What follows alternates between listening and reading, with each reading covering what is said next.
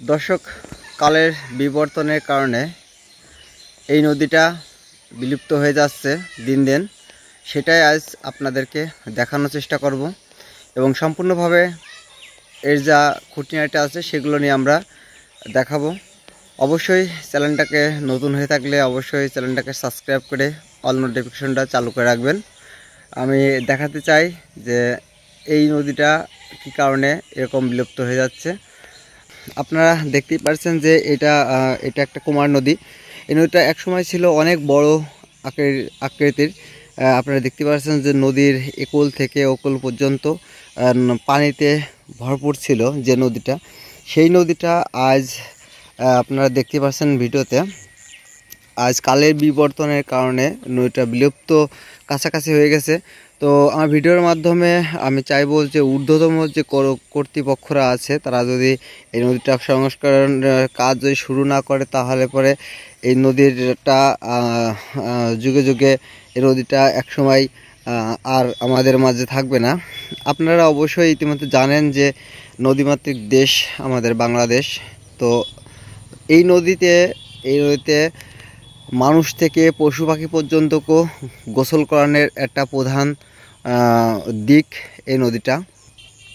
তেমনই যে কৃষক ভাইদের সামনে যে পাটের সিজন, এই পাটটা জাগ দেওয়া হয় বিভিন্ন অত্র অঞ্চল থেকে নিয়ে এসে এই নদীতে।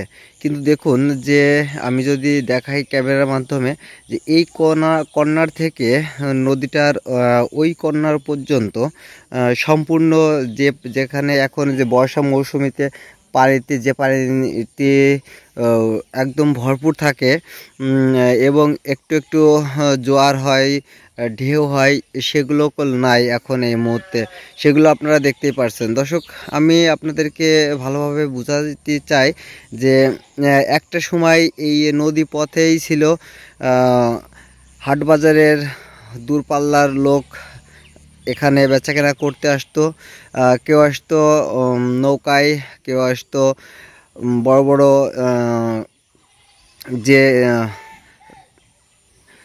নৌকাগুলো আছে ইঞ্জিন চালিত, সেসব নৌকা তারা ব্যবহার করে এই কিছু কিছু বাজারে বা তারা কেনাকাটার বেচাকেনা করতে প্রধান এই রাস্তা ছিল এই নদীটা।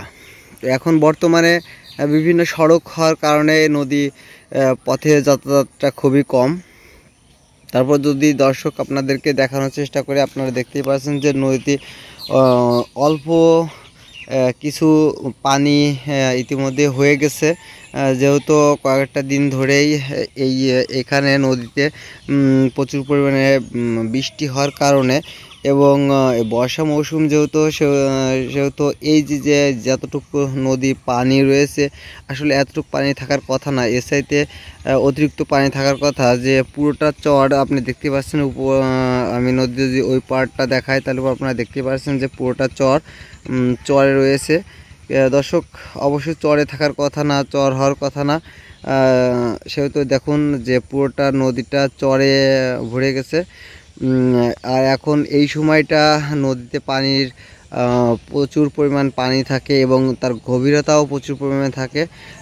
তো আপনারা দেখতেই পারছেন দর্শক, আপনাদেরকে আমি এটাও জানাই যে যুগে যুগে কালের বিবর্তনের কারণে আসলে নদীগুলো বাংলাদেশের এমনই ছোটোখাটো যেসব নদীগুলো আছে সেই সব নদীগুলো বিলুপ্তি হয়ে যাচ্ছে।